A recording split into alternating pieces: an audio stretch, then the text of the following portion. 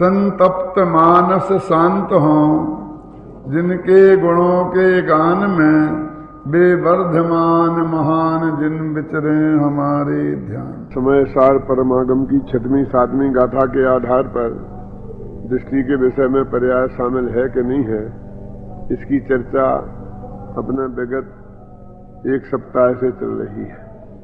अब आज अपन 77 page 77 page पर जो प्रवचन सार की 99वीं गाथा का आधार लेकर के बात कही जा रही है, वो बहुत बारीक बात है और उस गढ़ में प्रवेश करने की कोशिश करते हैं। देखो, प्रवचन सार की 99वीं गाथा की आचार्य अमृतचंद्र को तत्व प्रदीप का नामक टीका में प्रदेशों की अखंडता को वस्तु की समग्रता और परिणामों की अखंडता को वृत्ति की समग्रता कहा है तथा दोनों के व्यतिरेकों को क्रमशः प्रदेश और परिणाम कहकर प्रदेशों के क्रम का कारण, यदि प्रदेशों के क्रम का कारण लिखा ना, इसकी जगह आप लिख लो विस्तार क्रम का कारण, विस्तार क्रम का कारण। नोट कर लो जिसको करना हो। विस्तार क्रम का कारण प्रदेशों का परस्पर व्यतिरेक है और प्रवाह क्रम का कारण परिणामों का परस्पर व्यतिरेक है, ऐसा कहा है। उक्त तथ्य की गहराई में जाने से एक बात स्पष्ट होती है कि यदि विस्तार क्रम का कारण प्रदेशों का व्यतिरेक है और प्रवाह क्रम का कारण परिणामों का व्यतिरेक है, तो प्रदेशों और परिणामों का अन्वय अनुश्रुति से रचित विस्तार और प्रवाह क्षेत्र और काल की समग्रता का कारण होना चाहिए। इस प्रकार यह सहज ही फलित होता है कि वस्तु की अखंडता, वस्तु की समग्रता क्षेत्र की अखंडता है और वृत्ति की समग्रता काल की अखंडता है। तात्पर्य यह है कि प्रदेशों में सर्वत्र अनुश्रुति से रचित एक प्रवाह, अनुश्रुति से रचित एक प्रवाह गलत है। ये जरा मैं जो सुधारता हूं वैसा सुधारो जैसे सुधारना हो। अनुश्रुति से रचित प्रवाह क्षेत्र की अखंडता है और परिणामों में परस्पर अनुश्रुति से रचित प्रवाह काल की अखंडता है। क्या एक पंक्ति छूटी हुई है, संजीव नोट करना है और अगले एडिशन में सुधारना कि इसमें वो लगाना। तो दूसरा जो एडिशन है उसमें सही है क्या देखना। एक लाइन छूटी है पूरी की पूरी इसमें। हाँ वो देख लेना, उसमें वो बात करने हम कर लेंगे, आप सबको कुछ करने की जरूरत नहीं है। ये देखिए क्या चक्कर है इसमें, हर शब्द जो है वो व्याख्या की अपेक्षा रखता है। ये 99वीं गाथा है, 99 का चक्कर है जिसका कभी अंत नहीं आता है। ये वस्तु द्रव्य क्षेत्र काल और भावमय है। तो वस्तु में एक होता है विस्तार क्रम और एक होता है प्रवाह क्रम। और विस्तार क्रम होता है क्षेत्र की अपेक्षा और प्रवाह क्रम होता है काल की अपेक्षा। पहले तो ये समझें कि ये प्रकरण प्रवचन सार में क्रमबद्ध पर्याय की सिद्धि के अर्थ में है। वो वस्तु का स्वरूप बताया है और अपन ने क्रमबद्ध पर्याय की किताब में ये कोटेशन क्रमबद्ध पर्याय की सिद्धि के लिए दिया है।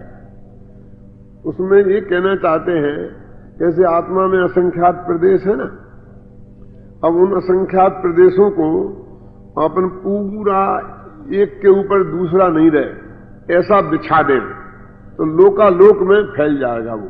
और जो केवली समुद्घात में होता है, लोक पूर्ण दशा होती है ना, लोकाकाश के एक प्रदेश पर आत्मा का एक प्रदेश रहे, बस किसी भी प्रदेश में दो प्रदेश नहीं रहे, तो इतना फैल सकता है।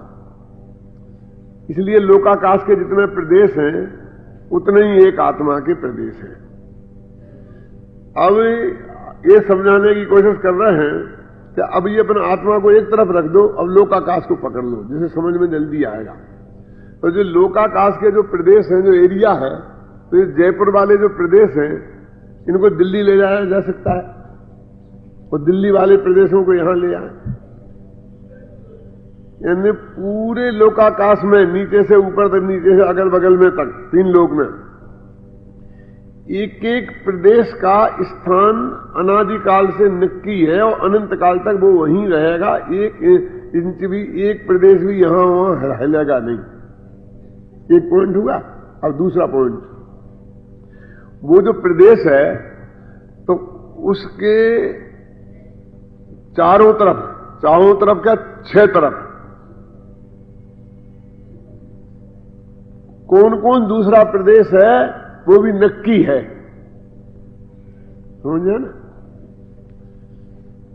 परमाणु की रचना मालूम कैसी है? षटकोण है।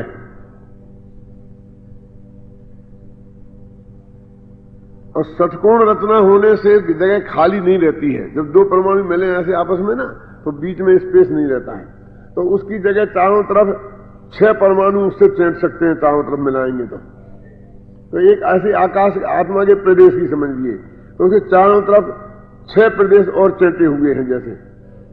तो वो प्रदेश अनादिकाल से अनंत काल तक उसी पोजीशन में रहेंगे, चाहे तो वो लोकाकाश में फैल जाए तब भी, और चाहे वो समिट जाए तब भी, एक चिंटी के शरीर में आ जाए तब भी। ये रूमाल है ना, तो रूमाल के पास में जो ताना है वो ताना, उसके बगल में दूसरा ताना है, एक बाना है, उसके बगल में दूसरा बाना है। तो रूमाल को चाहे मैं ऐसा करूं, कैसा ही करूं, लेकिन उनका क्रम नहीं बदलेगा। जिसके बाद जो है वो ही रहेगा। उसे बोलते विस्तार क्रम।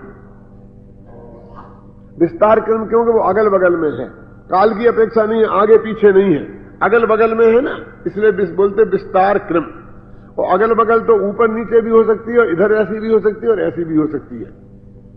तो जैसे आकाश के उन प्रदेशों में वो जो व्यवस्थित क्रम है, जो अनादि और अनंत काल में कभी नहीं बदला जा सकता है, वैसे ही वो आत्मा के प्रदेश हमने ऐसे फैला दिए ना लोकाकाश में, तो उनमें भी एक एक प्रदेश के बाद दूसरे प्रदेश का क्रम है, और उन्हें भी कभी नहीं बदला जा सकता। ये ऐसा है ना, ये समझा रहे हैं कि विस्तार क्रम की अपेक्षा प्रवाह क्रम को समझा रहे हैं। तो वो कहते जैसे वो प्रदेशों का क्रम है, प्रदेश को भी पर्यायार्थिक न्याय का विषय होने से पर्याय कहते हैं, ये मैं समझा चुका हूं, बार बार उसको बात नहीं करूंगा। तो जैसे वो प्रदेशों के क्रम को नहीं बदला जा सकता है, दिल्ली को जयपुर नहीं लाया जा सकता, जयपुर को दिल्ली नहीं ले जाया जा सकता है, ऐसे ही काल, ऐसे कहते पर्यायों के भी, जैसे लोकाकाश के एक एक प्रदेश में एक एक आत्मा का प्रदेश स्थित हो जाता है ना, तो अनादि से लेकर अनंत काल तक जितने समय है, प्रत्येक द्रव्य का एक एक पर्याय एक एक समय में खचित है, और उसका आगे के पीछे का उसमें क्रम व्यवस्थित है। तो एक भी पर्याय को वहां से हटा के आगे पीछे नहीं लिया जाता है, कल की पर्याय को आज ले जाए और आज की पर्याय को कल ले जाए, ऐसा नहीं हो सकता। तो ये विस्तार क्रम से प्रवाह क्रम को उनने सिद्ध किया। यदि ऐसा करेंगे तो क्या होगा? यदि हमने समझ लीजिए कि एक किताब है और इसके हम इस पेज को इधर लाना चाहते हैं और इसको यहां ले जाना चाहते हैं, तो क्या करना पड़ेगा? पेज को फाड़ के यहां लाना पड़ेगा, यहां का पेज फाड़ के वहां ले जाना पड़ेगा, तो ये किताब फिर फट जाएगी, अखंड नहीं रहेगी। तो द्रव्य के प्रदेश को एक जगह से दूसरी जगह हटाना पड़े तो प्रदेश के टुकड़े करना पड़ेंगे, तो अखंड हो, जिसके खंड नहीं हो सके। समझने के लिए हम खंड करें, लेकिन वास्तव कभी उसे तोड़ नहीं सकते, खंड नहीं किए जा सकते, इसलिए वो खंड किए नहीं जा सकते, इसलिए उसको बदला नहीं जा सकता। तो जैसे विस्तार के क्रम में ये नियम है, ऐसा ही नियम प्रवाह के क्रम में भी है कि एक पर्याय को मान ली मेरी सिद्ध पर्याय है, अब मैं उसे अभी जल्दी लाना चाहता हूं, है तो मान लो 1 लाख वर्ष बाद, अब मैं कहता हूं मैं तो अभी ले आऊंगा अपना पुरुषार्थ करके, तो सिद्ध पर्याय को यहां लाऊंगा, तो वहां जहां से सिद्ध पर्याय में निकालूंगा जो सुकाल में थी, वहां से एक टुकड़ा एक कट लग जाएगा, और जहां जहां घुसेड़ूंगा वहां एक कट लगाना पड़ेगा। तो आत्मा की अनादि अनंतता खंडित हो जाएगी, कट लग जाएगा उसमें, इसलिए वो वस्तु में, और वो काल से कट कभी लगता नहीं है, इसलिए कहते हैं इस पर्याय को बदला नहीं जा सकता। क्यों? ठीक है ना? आप इसमें कंजूसी मत करना, मुझे 3 दिन लगेंगे तो मैं 3 दिन लगाऊंगा, लेकिन ये समझना ये बहुत मार्मिक चीज है। इससे क्रमबद्ध पर्याय भी, असली क्रमबद्ध पर्याय इससे समझ में आती है। ये अमृतचंद्र ने किया है एक प्रयोग कि हमने कहीं से भी एक पर्याय को पलट के जो बाद में आने वाली है पहले लाने की कोशिश की तो 2 कट लगेंगे, और सिद्ध पर्याय के साथ तो एक तकलीफ और है कि उस सिद्ध पर्याय एक दफे आ गई तो उसके बाद से संसार पर्याय आ नहीं सकती, और अभी यहां से जो जितने काल तक ये संसार पर्याय बाकी थी तो वे तो फिर खत्म ही, उनको तो खत्म ही करना पड़ेगा, उतना द्रव्य खत्म ही हो जाएगा, और उतना द्रव्य खंडित हो जाएगा तो उतनी लंबाई कम हो जाएगी। 9 मीटर की धोती है और 1 मीटर बीच में से निकाल दिया तो 8 मीटर की रह जाएगी, तो अनादि अनंत नहीं रहेगा द्रव्य। अब इसका संबंध अपने इससे कहां संबंध आता है दृष्टि के विषय से? अब वो अभी वो करें, पहले तो मैं एक पॉइंट समझ लें, माने क्षेत्र की अखंडता और काल की अखंडता किसे कहते हैं इसे अपन समझें। ऐसे ही गुण की अखंडता भी है, अनंत गुण है, और वो जो 47 शक्तियों में गुरुदेव श्री फरमाते हैं एक का रूप दूसरे में है, वो उसकी अखंडता का सबसे बड़ा हेतु है, नहीं तो गुणों को बिखरते अलग होने में देर नहीं लगे। अब उसका मैं विस्तार से वर्णन जब करूंगा जब 47 शक्तियों पर कुछ लिखूंगा या बोलूंगा, उनमें बीच में वो नहीं हो सकता, क्योंकि ज्ञान गुण में अस्तित्व गुण मिला नहीं हो, अखंड नहीं हो, तो ज्ञान का अस्तित्व ही नहीं रहेगा, तो ज्ञान गधे के सींग जैसा हो जाएगा। ये रूप की महिमा है। और यदि अस्तित्व गुण में ज्ञान गुण का रूप नहीं हो तो अस्तित्व गुण जाने ही नहीं जा सकेगा। वो समझ गए ना? हो गया?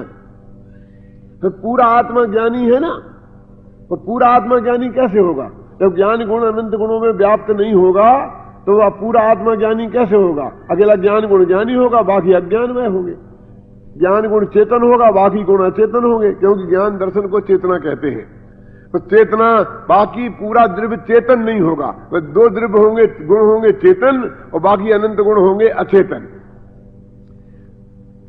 इसलिए तो गुण भेद इष्ट नहीं है। यदि वो गुण भेद को सर्वथा स्वीकार करते हैं तो बाकी के गुण अचेतन हो जाते हैं, क्योंकि जो चेतनता तो उसमें से अलग हो गई। चेतन गुण अलग हो गया माने क्या? माने चेतनता अलग हो गई। चीनी में से मिठास निकल जाए तो फिर क्या होगा चीनी का? क्यों साहब? खारी हो जाएगी। जब उसका रसोई गुण निकल जाएगा तो न मीठी होगी न खारी होगी, आकाश जैसी होगी, कुछ नहीं होगी, कोई रस होगा ही नहीं। तो वो गुण की अखंडता है, मैं उसकी बात अभी नहीं करता हूं।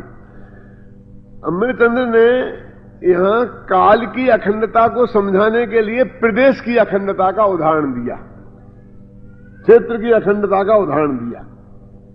ये है उदाहरण और वो है सिद्धांत समझाने को। देखो अपन तो उदाहरण समझे, कहानी किस्सा सुनाओ तो उन्हें उदाहरण कहते हैं, ऐसा समझते कोई कहानी किस्सा सुना दिया, रिक्शे वाला है वो उदाहरण हो गया, क्यों? ऐसा नहीं। और उदाहरण का एक नियम है कि उदाहरण सरल होना चाहिए और सिद्धांत कठिन होना चाहिए, और उदाहरण लोक प्रसिद्ध होना चाहिए और सिद्धांत अप्रसिद्ध होना चाहिए, और उदाहरण स्थूल होना चाहिए और सिद्धांत सूक्ष्म होना चाहिए।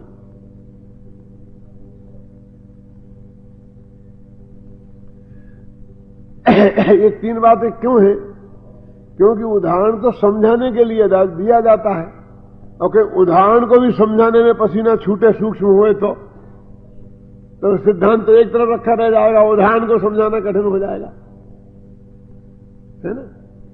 यदि वो कठिन होगा तो उदाहरण को समझाना कठिन हो जाएगा। इसलिए उदाहरण होना चाहिए सरल, उदाहरण लोक प्रसिद्ध होना चाहिए। ऐसा लगा धर्मी वादी और प्रतिवादी दोनों को मान्य होना चाहिए, वो उदाहरण है। और जो अकेला वादी को मान्य और प्रतिवादी को मान्य नहीं है वो सिद्धांत है। क्या मतलब?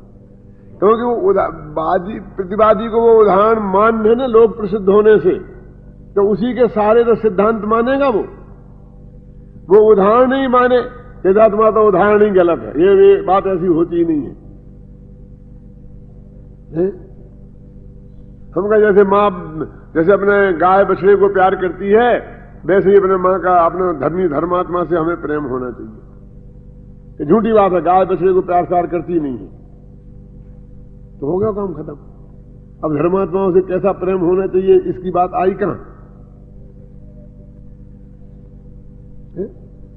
गाय बछड़े से प्यार करती है, ये सामने वाले को मान्य हो तो फिर ये बात समझाई जा सकती है कि ऐसा प्रेम होना चाहिए धर्मात्मा जीवों से आपस में।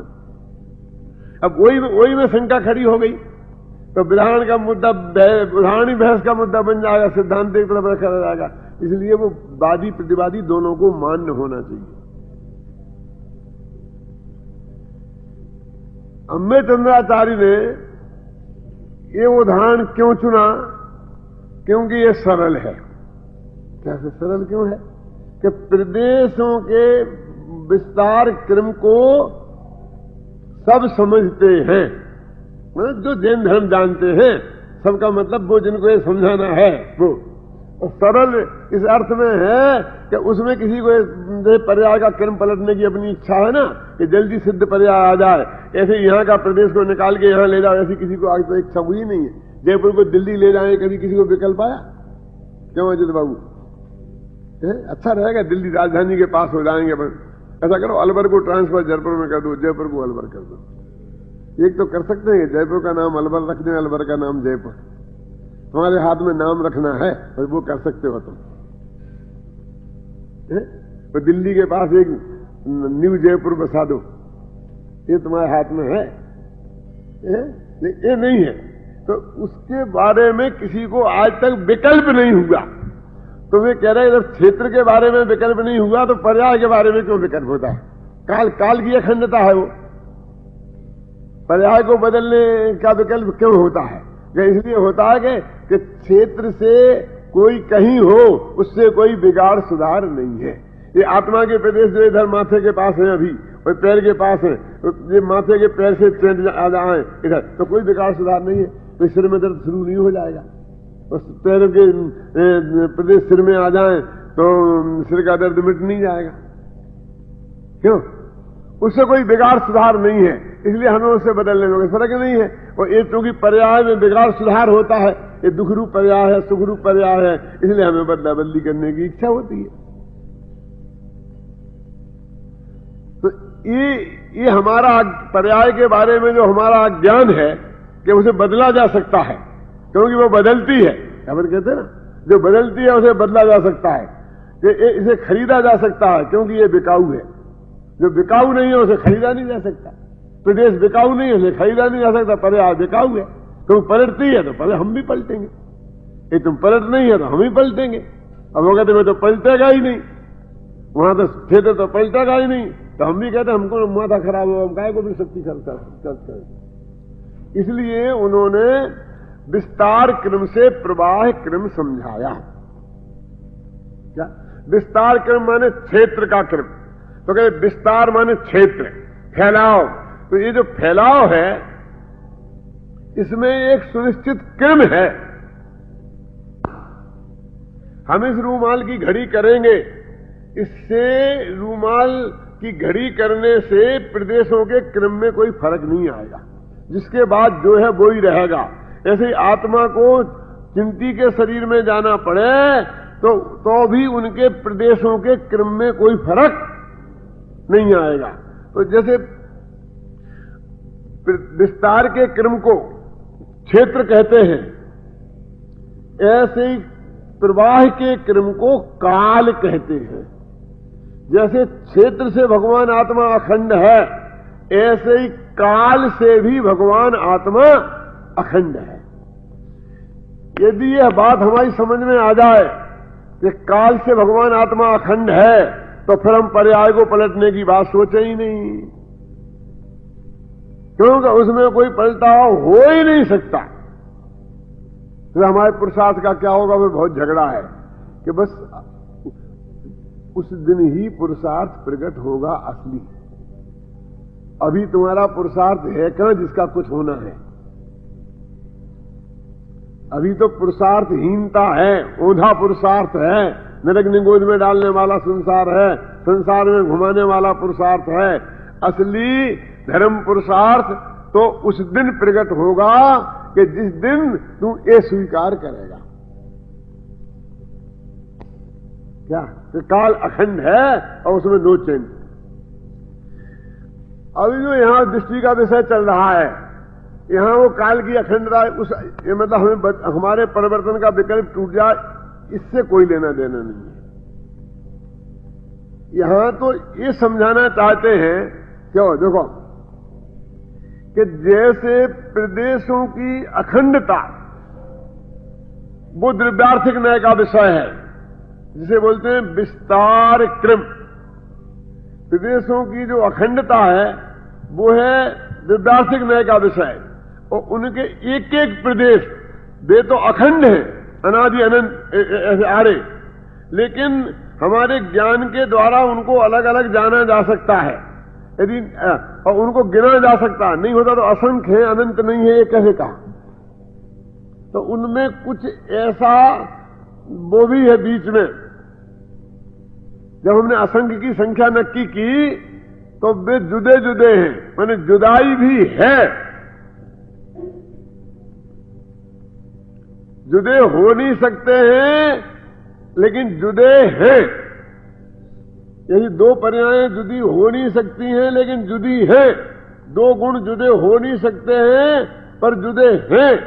तो जुदे हो नहीं सकते हैं उसका नाम द्रव्य है, और जुदे हैं उसका नाम पर्याय है। गुण भी, प्रदेश भी और काल का खंड भी।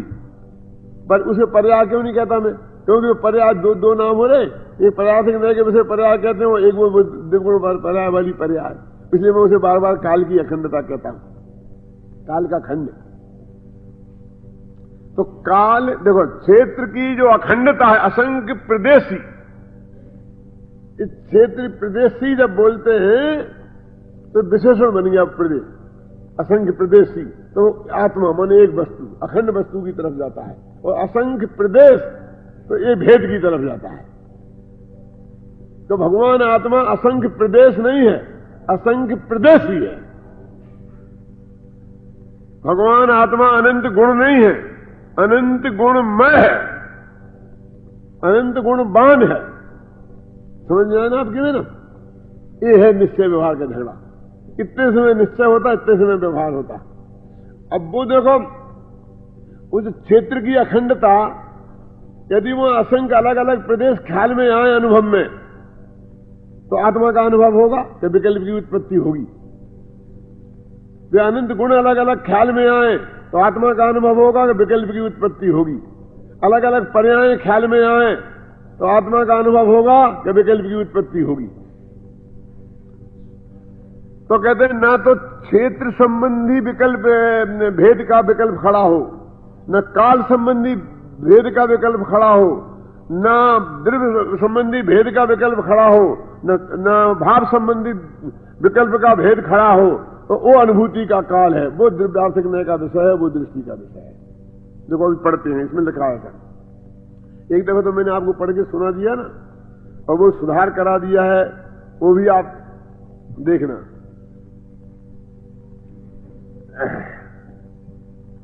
प्रवचन सार की 99वीं गाथा की आचार्य अमृतचंद कृत तत्व प्रदीप का नामक टीका में प्रदेशों की अखंडता को वस्तु की समग्रता नाम दिया है। वस्तु की समग्रता देखो, और परिणामों की अखंडता को वृत्ति की समग्रता नाम दिया है। ये नाम आपको याद रखना पड़ेंगे, एक वस्तु की समग्रता और एक वृत्ति की समग्रता। तो प्रदेशों का अखंडपन है वो वस्तु की समग्रता है। समग्रता माने अखंडता, समग्रता माने संपूर्णपना। ये मूल शब्द है उसमें समग्र आचार्य का। मैंने अब मेरी तरफ से कोई पलटा पलटी नहीं की, जब कह रहे समग्र माने अखंड तो अखंड नहीं लिख देते ना, मैं क्या लिख दूं? ये तो आचार्य स्त्री की बिल्कुल मूल शब्द हैं। अब देखिए, वस्तु की तथा दोनों के व्यतिरेकों को क्रमशः प्रदेश और परिणाम कहकर विस्तार क्रम का कारण प्रदेशों का परस्पर व्यतिरेक है और प्रवाह क्रम का कारण परिणामों का परस्पर व्यतिरेक है, ऐसा कहा है। अब देखिए, वो समग्रता है वो है द्रव्य, प्रवाह क्रम की समग्रता वो है द्रव्य, और अब कहते हैं समग्रता का व्यतिरेक। ये व्यतिरेक क्या होता है? अब बहुत आता होगा शास्त्र में और आपकी समझ में नहीं आता। व्यतिरेक माने उसका उल्टा। अखंडता का उल्टा क्या होगा? खंड। अखंडता का उल्टा खंड होगा ना। तो देखो, प्रदेशों की अखंडता जो वस्तु की समग्रता है, तो वो इन दोनों का व्यतिरेक माने वस्तु की समग्रता का व्यतिरेक वो प्रदेश है, और परिणामों की समग्रता का व्यतिरेक वो पर्याय है। ये जो पर्याय है वो काल वाली पर्याय है, और जो पर्यार्थक न्याय का विषय रूप पर्याय है वो तो चारों की जाएगी। अब ये अलग अलग समझना महेंद्र, समझना, बुद्धि का खाना बिल्कुल अलग अलग करना पड़ेगा। मोबाइल चंद जी बहुत व्यायाम है,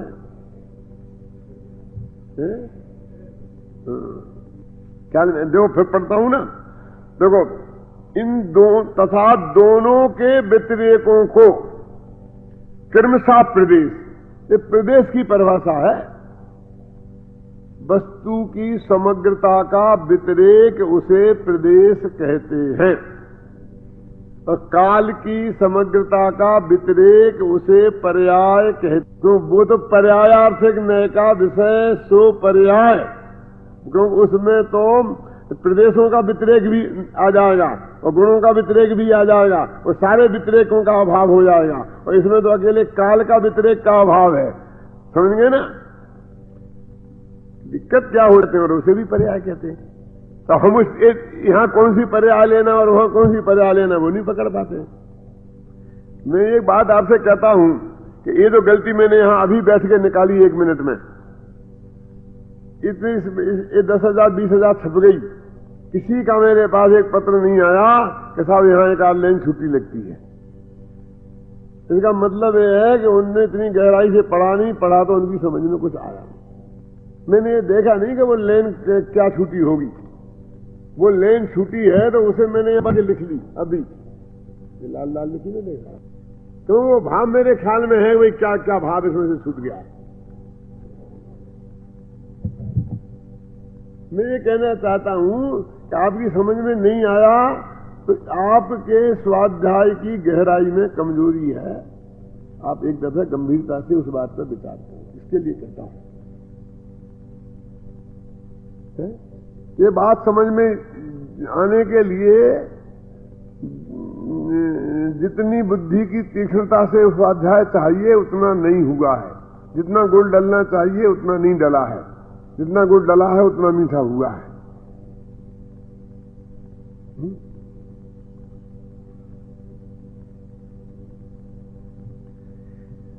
अब क्या कह रहे हैं कि काल जो पर्याय की परिभाषा दी है ना, इन दोनों का कहेंगे व्यतिरेक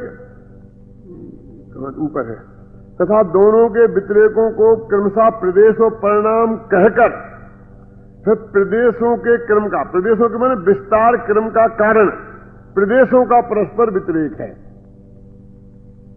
ये भी विस्तार क्रम शब्द ही होना चाहिए ऊपर, प्रदेशों का क्रम शब्द ठीक नहीं है। विस्तार क्रम का कारण प्रदेशों का व्यतिरेक है, और प्रवाह क्रम का कारण परिणामों का व्यतिरेक है, ऐसा कहा है। उक्त तथ्य की गहराई में जाने से एक बात स्पष्ट होती है कि यदि विस्तार क्रम का कारण प्रदेशों का व्यतिरेक है और प्रवाह क्रम का कारण परिणामों का व्यतिरेक है, तो प्रदेशों और परिणामों की अनुमय, व्यतिरेक का विरुद्ध होता है अनुमय। अनुमय माने अनुस्थिति से रचित प्रवाह, अनुस्थिति से रचित विस्तार प्रदेशों की अपेक्षा, और अनुस्थिति से रचित देखो यहां से पढ़ो, प्रदेशों और परिणामों का अनुस्थिति से रचित विस्तार और प्रवाह, ये है ना, इसको मैं बनाता हूं। प्रदेशों का अनुस्थिति, प्रदेशों का अनुमय अनुस्थिति से रचित विस्तार, और परिणामों का अनुमय माने अनुस्थिति से रचित प्रवाह। समझ गए? बना लिए दोनों। ये साधारण भाषा का ज्ञान होगा वो बना सकता है। वाक्यों की गठन कैसे, कि दो वाक्य कैसे मिलाए जाते हैं और कैसे अलग किए जाते हैं, ये काम उतना ही कठिन है कि दाल में नमक डाल दो फिर उसे मिला के अलग करो।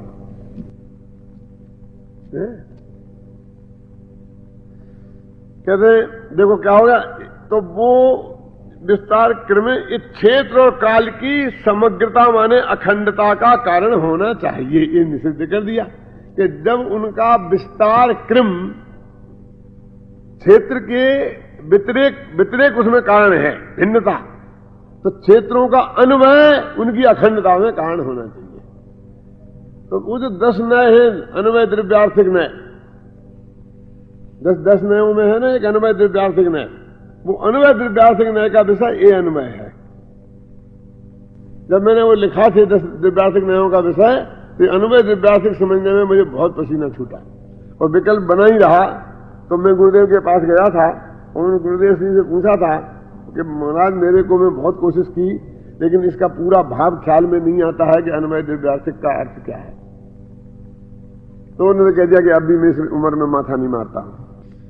तो अन्वय को द्रव्यार्थिक नय का विषय क्यों कहा? कि व्यतिरेक तो पर्यार्थिक नय का विषय बनते हैं, तो अन्वय द्रव्यार्थिक नय का विषय बनते हैं। तो अन्वय प्रदेशों का अन्वय और पर्यायों का अन्वय, तो पर्यायों का अन्वय वो काल की अखंडता है, पर्यायों का व्यतिरेक शामिल नहीं। परिणाम तो व्यतिरेक ही का नाम है। तो काल का व्यतिरेक माने पर्याय परिणाम, और काल का अन्वय माने द्रव्य। तो काल का अन्वय शामिल है द्रव्य के विषय में, काल का व्यतिरेक शामिल नहीं। अन्वय शामिल है, क्षेत्र का व्यतिरेक शामिल नहीं है। भाव का अन्वय शामिल है, भाव का व्यतिरेक शामिल नहीं है।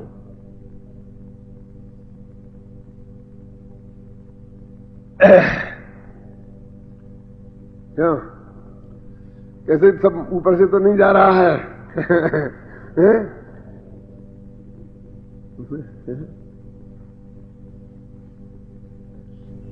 आदिश जी ऐसे नहीं आए, ये ले जाना कैसे, वो पहले दिन से सुनना, ख्याल में ना, यहां तक कि पूरे, तब ये समझ में आएगा।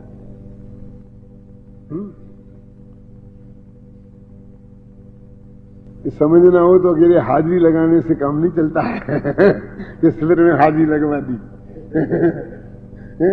आद्य पांत जम के समझना पड़ेगा तो समझ के आएगा। जब नेता हो जाते हैं ना तो फिर हाजिरी लगाने का धंधा शुरू हो जाता है।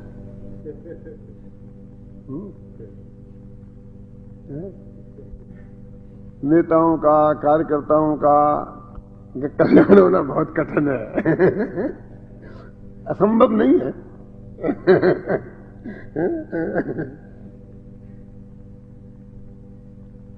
क्योंकि वो चित्र की समग्रता नहीं होती है उनकी, उनका चित्त का अनुभव नहीं होता है। चित्त हमेशा व्यतिरेकों में ही उलझ जाता रहता है। क्यों वीरेंद्र कुमार जी? ठीक है ना, चित्त विभक्त हो जाता है।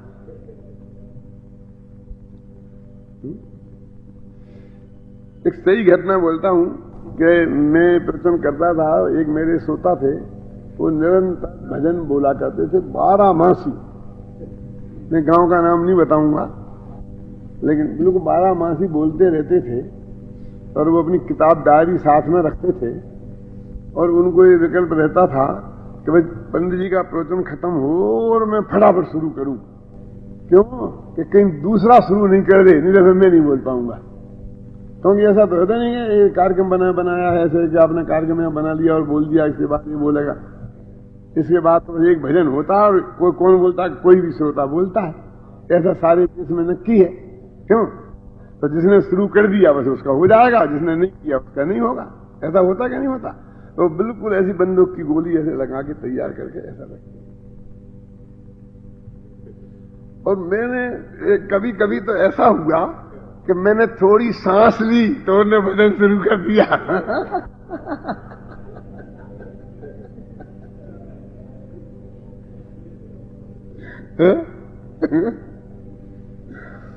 तो मैंने एक दिन उनको बुलाया अकेले में, तो बहुत प्रेम से कहा कि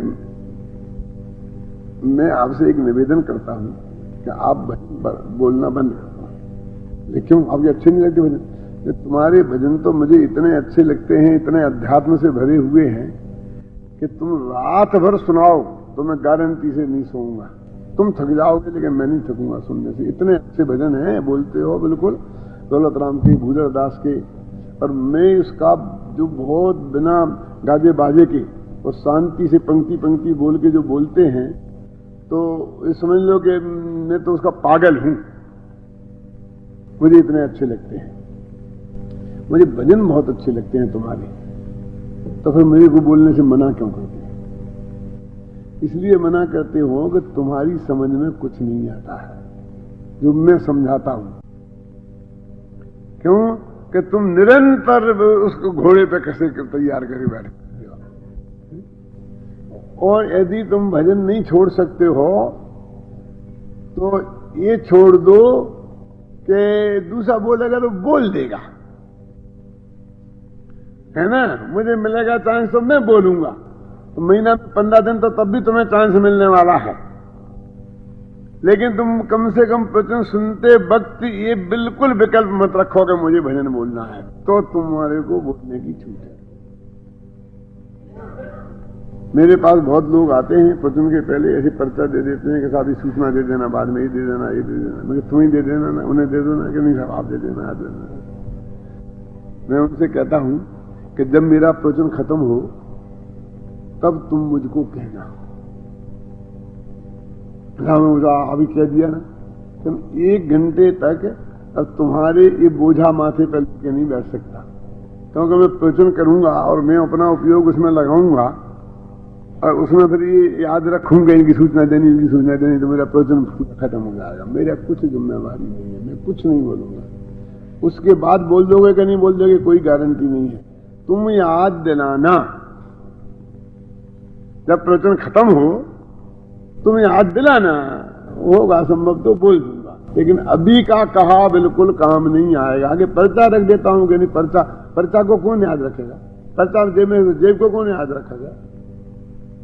कई दफे ऐसा कहता आपने चिट्ठी दी, वो दे देना जाकर उसको, महीना भर तक मेरी जेब में ही रखी रही बात। ये कौन याद दिलाएगा कि इस जेब में से लेकर के चिट्ठी उसको देनी है?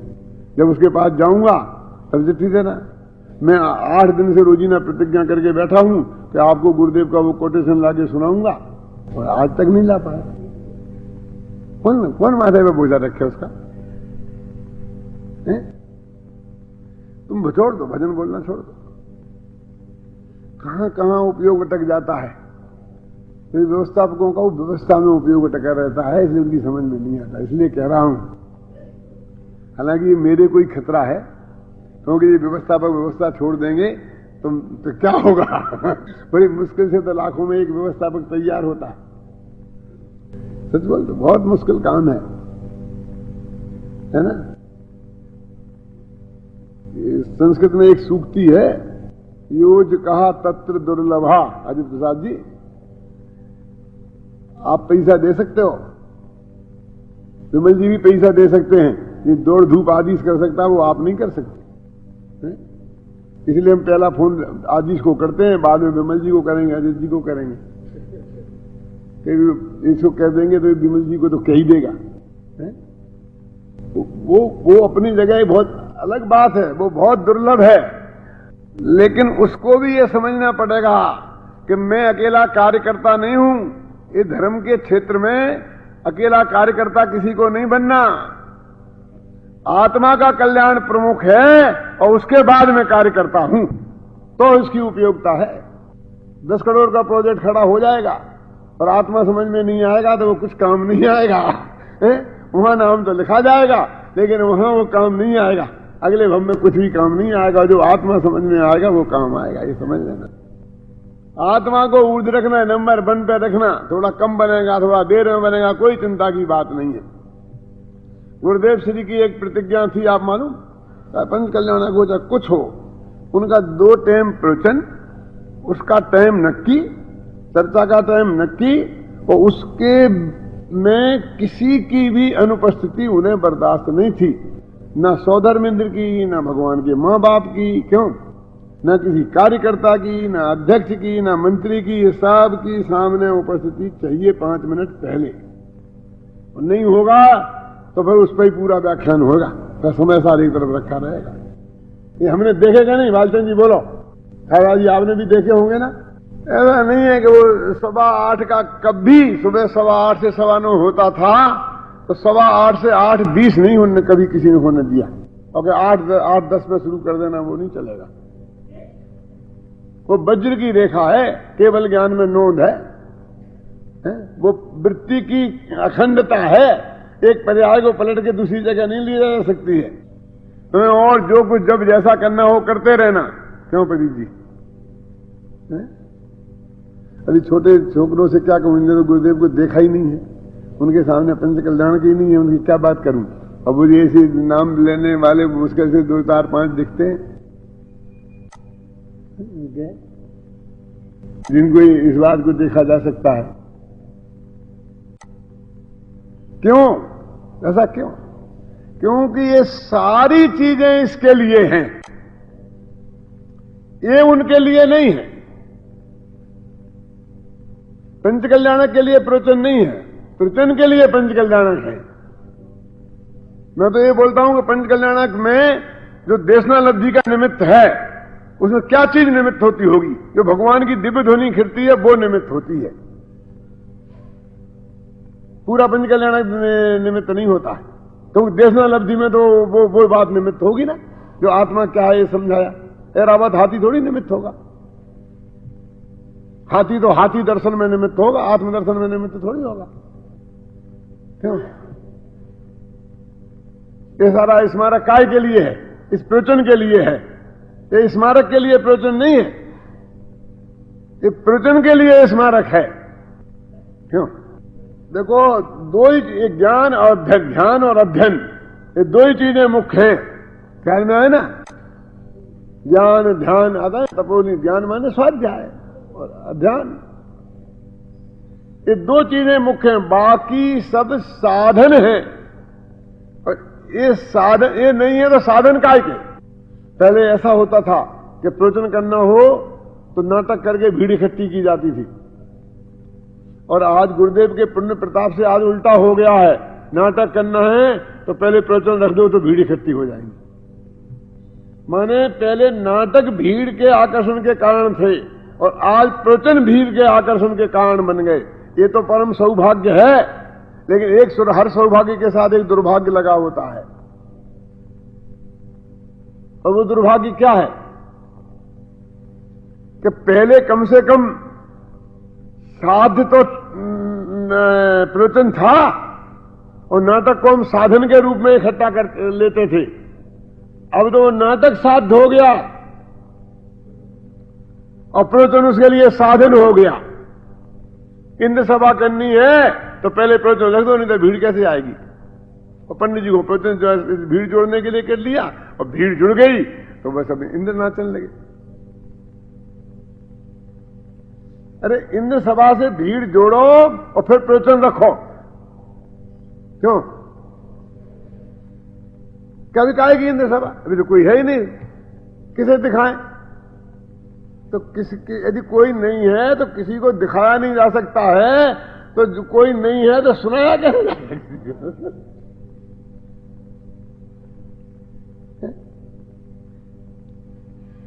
ये जो प्रवचनों में भीड़ इकट्ठी होने लग गई और नाटकों में नहीं होती है, ये तो गुरुदेव का पुण्य प्रताप है प्रदीप जी, और हम उसका साधन के रूप में उपयोग करना चाहते हैं अपने कार्यक्रम की सफलता के लिए। ये हमारा दुर्भाग्य है। कितनी बढ़िया चीज हमें मिली और किसका कितना घटिया हमने उपयोग किया।